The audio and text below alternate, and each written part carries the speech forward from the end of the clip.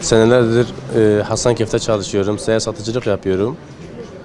Bu yeni yapılan baraj nedeniyle biraz mağdur duruma düştük.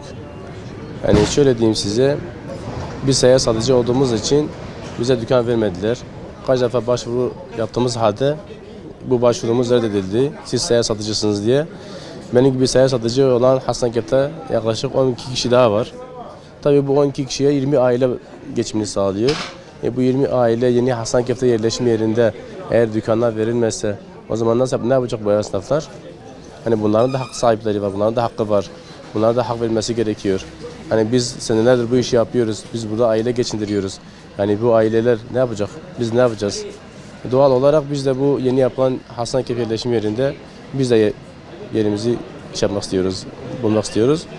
Ve bize dükkanlar verilmesini istiyoruz. Hasankeyf'te esnafım. Tezgahım var. Şimdi yeni Hasankeyf'te yerleşim yerinde bize yer verilmedi, tezgahlara yer verilmedi. Ama biz 15 senedir buradayız, tezgahçılık yapıyoruz. 15 senedir buradayız. Mağduruz. Buna bir çözüm üretilmiyor. Herkese dükkan verildi, herkese hak çıkarıldı. Bize ayrı bir hak çıkarılmadı işte. Burada mağdur duruyoruz. Karşıda ne yapacağız? Şimdi biz burada iki ortağız. Bu iki ortak ailesi nasıl geçindirecek? Onu düşünmüyorlar. İşinizi bitirecek mi? İşimizi bitirdi zaten. Yani önceden her bir mekanın cirosu 500-600 iken şimdi siftahsız kapattığımız günler oluyor. İnsanlar da gelmemeye başladı. Baraj oluyor, her yer şantiye alanına dönmüş. Günde 2 defa patlamalar oluyor.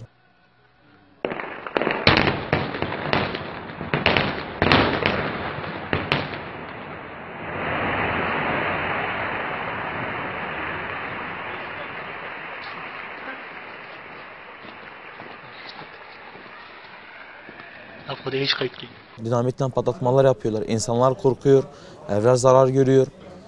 Kimse Hasankeyf'e artık eskisi gibi olan ilgisi, odağı kalmadı. Hasankeyf halkının tümü mağdurdur. Tümü mağdurdur. Eski çarşı mesela. Eski çarşını örnek verecek olursak eski çarşı sayesinde bütün esnaflar, Hasankeyf'teki bütün esnaflar iş yapıyor, para kazanıyor. Nasıl? Gelen turistler buraya bir lokantada yemek yiyorlar. Fırıncı yaralanıyor, kasap yaralanıyor, manav yaralanıyor. Herkes yaralanıyor. Ama eğer şimdi bu eski çarşı kapattıklarından sonra kim ne yapacak? Hasankeyf'in nüfusu 3100'dür. 3100 kişi ekmeğini evde yapar, sebzesini kendi yetiştirir. Birçoğunun hayvanı var. Buradaki bütün esnafların geliri turizm üzerindedir. Çarşı kapattıktan sonra turizm kapanacak. İnsanlar da gelmemeye başlayacak. Gelen turistler zaten buraya bir şeyler almak için hadi alışveriş yapalım, Hasankeyf'e gidelim diye gelmiyorlar ki. Niye geliyorlar? Gezmek için geliyorlar, bakıyorlar, beğendiler, alıp gidiyorlar. Hasankeyf'in eski çarşısında hediyelik eşya dükkanım var. Esnaflık yapıyorum 3 yıldır Hasankeyf'te. Baraj çalışmaları başladığı günden beri gelirimiz yani %80 falan azalma oldu gelirle ilgili.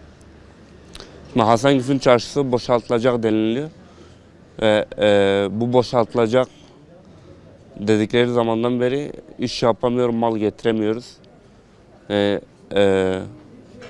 Bizim üzerimizde psikolojik bir baskı oluyor. Yani şayet Hasankeyf'in çarşısı boşaltıldığı zaman zaten bu işi yapamayacağız orada.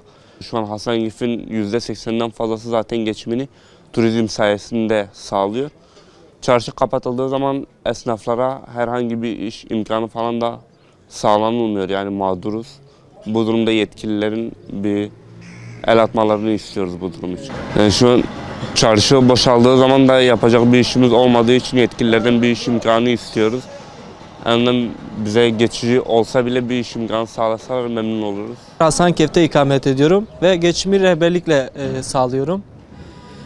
Şimdi Hasankeyf'e ilk geldiğimde lokantalarda çalıştım. İş yoğun olduğundan dolayı. Daha sonrasında işlerin hafiflemesiyle beraber mecbur gelen misafirlerle ilgilenmeye başladım. Şimdi Hasankeyf'in tarihi zaten kesin olarak bilinmiyor. Yani ciddi bir arkeolojik kazı çalışması yapılmadığından dolayı hangi medeniyetin daha hangi katmanda olduğunu bile bilmiyorlar. Bu 30-35 yıllık bir kazı süreci gerçekleşmiş burada. Bunların hepsini boşa çıkararak maalesef üstünü örtbas etmeye çalışıyorlar. Şimdi de çarşının boşaltılma muhabbeti var. Maalesef halk ciddi bir şekilde hem terör mağduru hem de bu baraj mağduru. Bu mağduriyetin gerçekten giderilmesini bekliyoruz. Şu anda Türkiye'nin ilk petrol çıkan dağlarından patlama seslerini duyabiliyoruz zaten. Güya koruma adı altında çalışmalar yürütülüyor. Kalenin ön tarafına perde bir beton örülüyor. Bunun da malzemelerini maalesef Raman Dağları'ndan temin ediyorlar. Dinamitlerle patlatarak.